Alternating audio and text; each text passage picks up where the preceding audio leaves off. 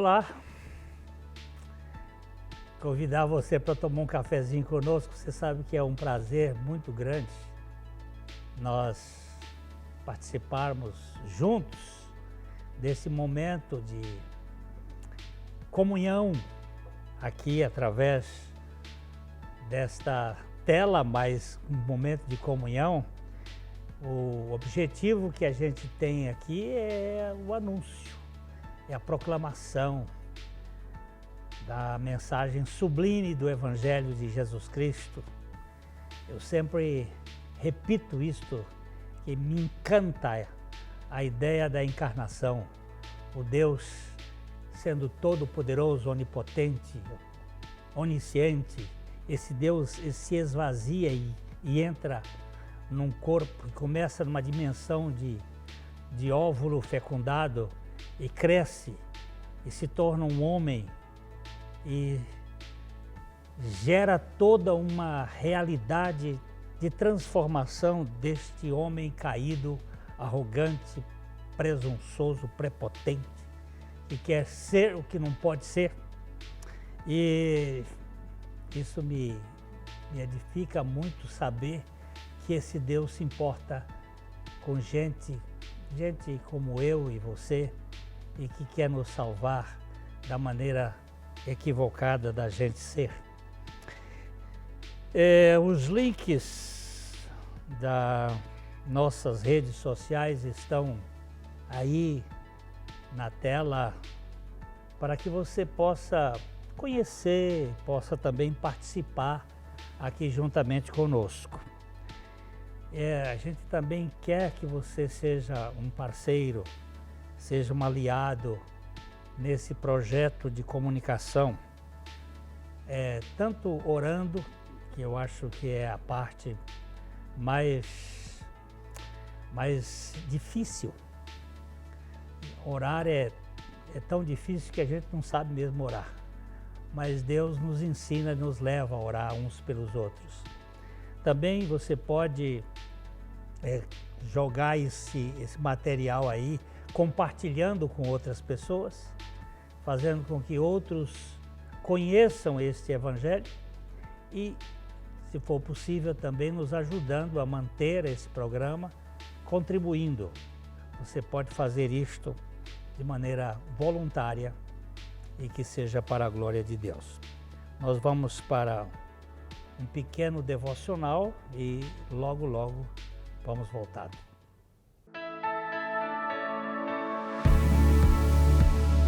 Bom dia, graça e paz. Estamos aqui novamente com a graça, com a misericórdia de Deus, para meditarmos mais uma vez sobre esse tema que permeia todas as Escrituras, que é a alegria. Nós já vimos que quando o anjo traz o anúncio do nascimento de Jesus, esse anúncio do nascimento de Jesus, ele é atrelado com a palavra chamada grande alegria. Eis que vos trago boa nova de grande alegria que será para todo o povo. É que hoje vos nasceu na cidade de Davi o Salvador. Nós estamos batendo em cima dessa questão que a verdadeira alegria está numa pessoa, e essa pessoa chama-se Jesus Cristo. Jesus Cristo veio para esse mundo para nos dar vida, e vida e abundância. Jesus Cristo veio para esse mundo para nos dar uma vida, e não uma vida que termina na sepultura, mas pelo contrário, uma vida que começa na sepultura.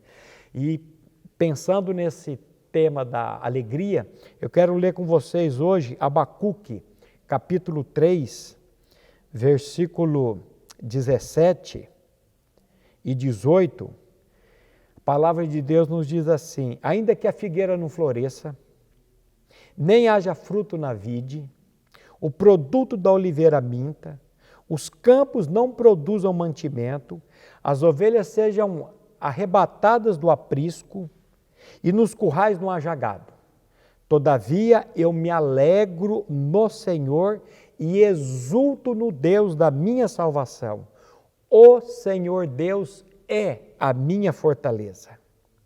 E faz os meus pés como os da corça, e me faz andar altaneiramente. Eu queria desafiar você a ler a carta, esse livro do profeta Abacuque. É uma carta de 3 capítulos, você lê ela em menos de 10 minutos. E você vai notar que logo no capítulo 1 de Abacuque, ele começa esse livro completamente desanimado. Ele começa sem perspectivas de vida. Ele começa logo nos primeiros versículos dizendo para Deus: até quando, Senhor, clamarei a Ti e Tu não me escutarás? Até quando, ó Deus, eu vou gritar violência e Tu não me salvarás? Por que me mostras a iniquidade e me fazes ver a opressão, a destruição, a violência estão diante de mim, a contendas e o litígio se suscita. Por esta causa a lei se afrouxa, a justiça nunca se manifesta, porque o perverso cerca o justo e a justiça é torcida. Eu creio que esse texto aqui ele se enquadra na nossa realidade hoje do nosso governo, do nosso mundo. E o profeta Abacuque aqui ele está completamente sem perspectiva, sem alegria. E ele está perguntando para Deus. E ele vai perguntando para Deus, por que isso, por que aquilo, até quando o Senhor não vai se revelar, o Senhor... E ele vai ali numa sintonia, ele vai ali numa toada de perguntando para Deus, mas logo no capítulo 2 o Senhor se revela a Abacuque. E quando o Senhor se revela a Abacuque, aí ele diz, ainda que a figueira não floresça, acabou o doce da vida dele, acabou o figo, eles não usavam para fazer o doce. Aí ele diz, ainda que o fruto da videira não produza, a videira produziu o vinho na Bíblia é símbolo de alegria, então acabou o doce da vida, acabou a alegria da vida, o vinho. Depois ele fala, os campos não produzam mantimento, acabou todo o mantimento, acabou toda a comida. E ele vai dizer, nos apriscos não haja, nem as ovelhas sejam, ainda que as ovelhas sejam arrebatadas do aprisco, acabou as ovelhas, acabou a lã, o frio está tomando conta. E depois ele fala, e nos currais não haja gado, acabou tudo, acabou a carne, acabou o churrasco. Todavia ele diz, eu me alegrarei e exultarei no Deus da minha salvação. Ô meu querido, onde está a sua alegria? Onde está a minha alegria? Onde está a nossa alegria? A nossa alegria está no Senhor. Que a graça e a paz do Senhor esteja sobre você e toda a sua família.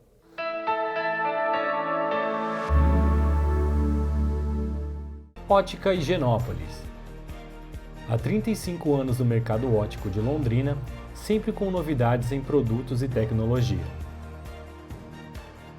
Nossa equipe está preparada para dar uma verdadeira consultoria, facilitando a escolha de seus óculos para correção ou proteção solar. Ajuste de óculos personalizados, respeitando o conforto e anatomia do seu rosto. Ótica Higienópolis. Avenida Higienópolis, 346, em Londrina.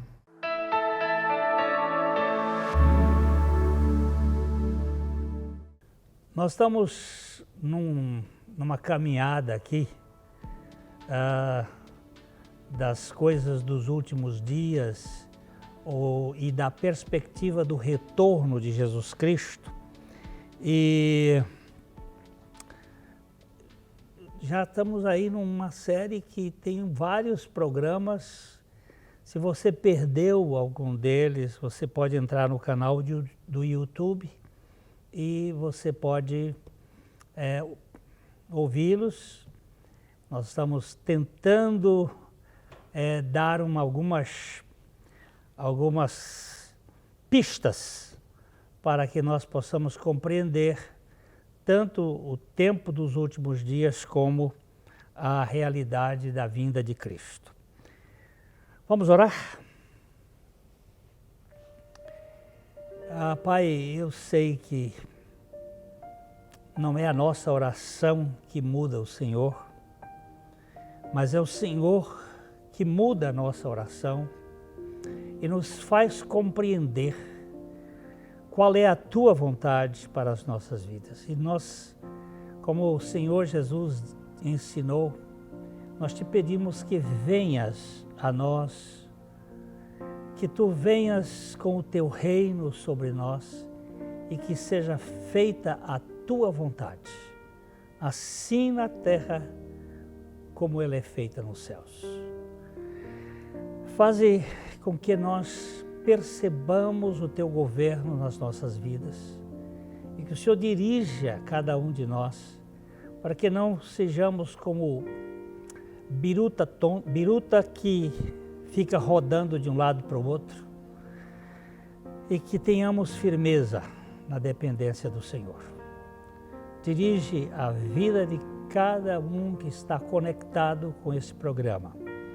Que as suas vidas sejam iluminadas pelo Teu Espírito Santo e que nós encontremos, de fato, a realidade espiritual da vida de Cristo. Nós te pedimos, em nome de Jesus. Amém. Então, Jesus havia dito aos seus discípulos que ele iria, mas ele voltaria. Depois disso, Jesus passou pela cruz, foi crucificado e durante 3 dias os discípulos ficaram numa escuridão. Eles não sabiam que rumo tomar, mas no romper da manhã do domingo, no primeiro dia da semana, algumas mulheres foram ao sepulcro com o objetivo de ungir o corpo do Senhor, e elas foram surpreendidas porque a sepultura que tinha sido lacrada por ordem de Pilatos e que havia soldados guardando, estava escancarada, e os discípulos medrosos, trancados em casa, foram surpreendidos com aquela visita das mulheres bem cedo da manhã, anunciando, olha, o sepulcro está aberto e o corpo do Senhor não está lá. E aí Jesus ressuscitou e aquilo foi um alvoroço. Os discípulos correram para lá e ficaram realmente tomados de uma alegria que não tinha significado para explicar tamanha alegria. E Jesus passou 40 dias aqui com os discípulos, aparecendo aqui e acolá, em Jerusalém, na Galileia, a um grupo maior, a um grupo menor. E no final, então, ele levou os discípulos lá para o Monte das Oliveiras, e foi ali, possivelmente, o local onde ele foi assunto ao céu. E nós encontramos em Atos, no capítulo 1, no verso 6, dizendo assim: então os que estavam reunidos com Jesus lhe perguntaram: será este o tempo em que o Senhor irá restaurar o reino de Israel? Vai ser agora que o Senhor vai fazer com que aquele reino de Davi, que foi vagarosamente sendo minado pelas nações e que depois de Nabucodonosor ele praticamente desapareceu como reino e ficou ali destruído, o Senhor vai restaurar nesse tempo? E Jesus respondeu: não cabe a vocês conhecer tempos ou épocas que o Pai fixou pela sua própria autoridade. Depois ele diz assim: mas vocês receberão poder ao descer sobre vocês o Espírito Santo. E vocês serão minhas testemunhas, tanto aqui em Jerusalém, como na Judéia e Samaria e até os confins da terra. E o texto vai nos dizer que depois de ter dito isso, Jesus foi elevado, foi assunto aos céus. Foi elevado às alturas à vista deles, e uma nuvem o cobriu dos seus olhos. E, estando eles com os olhos fixos nos céus, enquanto Jesus subia, eis que 2 homens vestidos de branco se puseram ao lado deles. e lhe disseram: homens da Galileia, por que vocês estão olhando para as alturas? Esse Jesus que foi elevado do meio de vocês para o céu, virá do modo como vocês viram subir. Preste bem atenção que os discípulos estavam ali olhando uma coisa inusitada. Jesus não tinha nenhum motor nas costas, desses que muitas pessoas usam para fazer certos voos. Ele não tinha nada, ele simplesmente estava ali no meio e ele é levantado, quebrando a força da lei da gravidade. Ele vai sendo assunto e sobe, e tinha uma nuvem, ele passou por esta nuvem, e os discípulos ficaram ali perplexos, de certo modo admirados, de certo modo com medo, com temor, e ainda adorando e olhando para os céus, quando aqueles dois homens ou varões de branco que apareceram, disseram: homens da Galileia, por que vocês estão olhando para as alturas? É interessante que só um dos discípulos de Jesus não era galileu, só Judas, e esse havia traído. E Jesus então diz, aqui no caso os anjos disseram: vocês estão aí perplexos por quê? Este Jesus, ou esse Jesus que foi elevado e vocês viram ele subir ao céu, ele do mesmo modo virá.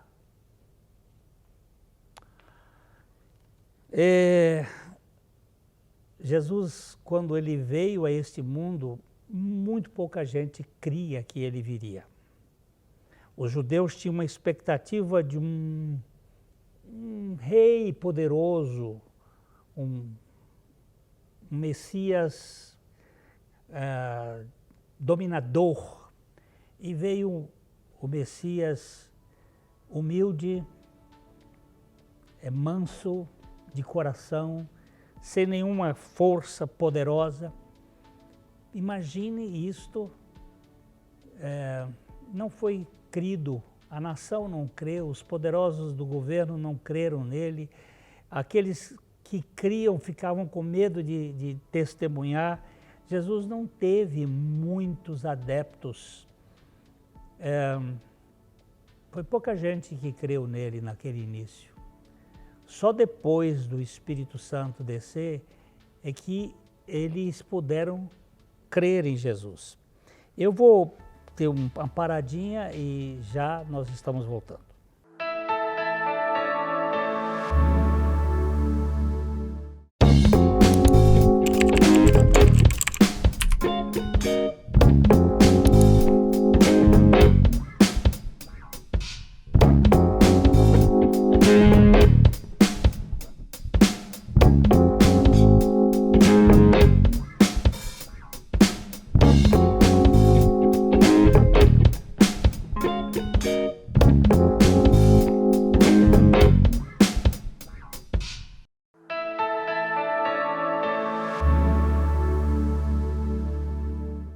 Então, Jesus comissionou seus discípulos dizendo: olha, o Espírito Santo virá sobre vocês e vocês serão minhas testemunhas, tanto em Jerusalém, em toda a Judéia, em Samaria e até os confins do mundo. E dali ele não falou mais nada para os seus discípulos sobre a vida cristã. foram suas últimas palavras. Vocês vão ser testemunhas disso. Ele foi assunto. Os apóstolos ficaram perplexos. Os varões, que para mim são anjos, que vieram ali como teofania, manifestação de Deus em forma humana, eles disseram, vocês não fiquem aí olhando para o céu, vão para o trabalho de vocês, até que o Senhor volte, porque da maneira como ele subiu, ele vai voltar. Então nós estamos neste período de passar o bastão um para o outro. Os apóstolos passaram para a geração seguinte, que depois passaram para outra geração, e para outra, e chegou aos confins da terra. Eles saíram de Jerusalém para a Judéia, para Samaria, e aí foram para Antioquia, e foram para Roma, e foram para a Ásia, e foram para lá, e foram para a Europa, e foram para as Américas, e chegou no Brasil, e nós estamos nesse processo, continuando a pregar o Evangelho, que é a boa notícia que eu tenho para vocês, a notícia de que Jesus Cristo assumiu a sua causa, a boa notícia de que Jesus Cristo morreu uma morte que não era dele, era sua, era minha, a boa notícia de que os nossos pecados foram todos eles perdoados em Cristo Jesus, e que podemos viver uma vida isenta de culpa, de vergonha, de medo. Grande parte das pessoas vegeta, não vive.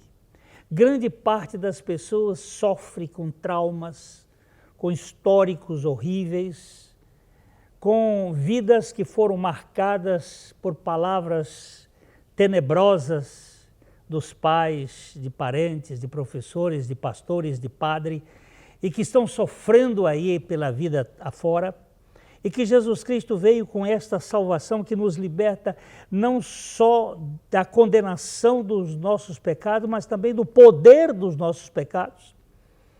E um dia ele vai salvar da presença do pecado, e que você pode ganhar uma dimensão maravilhosa se você crê no Senhor Jesus Cristo. E ele disse, eu vou voltar, vocês vão ver, e todo olho o verá, diz as Escrituras, na volta dele. Como vai ser isto?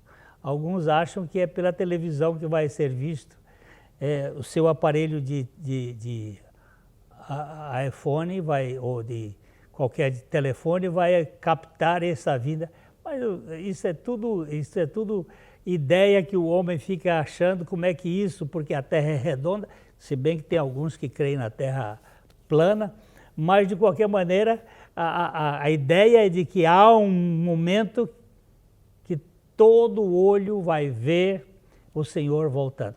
E quando ele voltar, como é que vai ser a sua vida?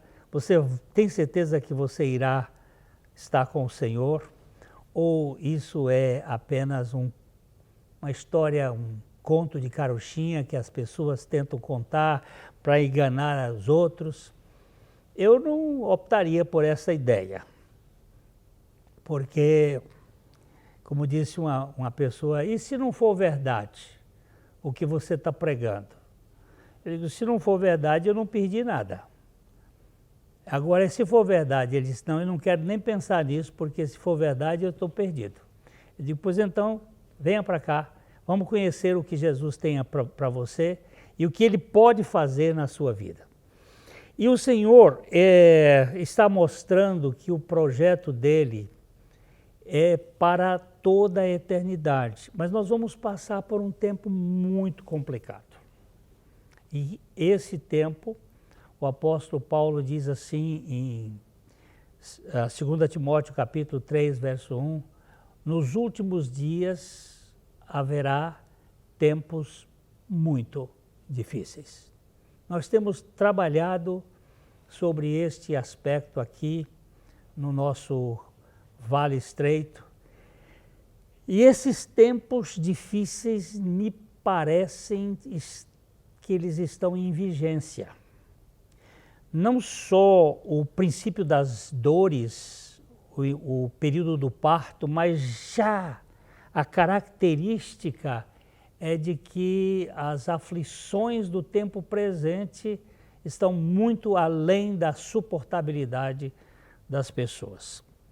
Eu estava vendo recentemente uma convulsão em Israel, e ali é o umbigo do mundo.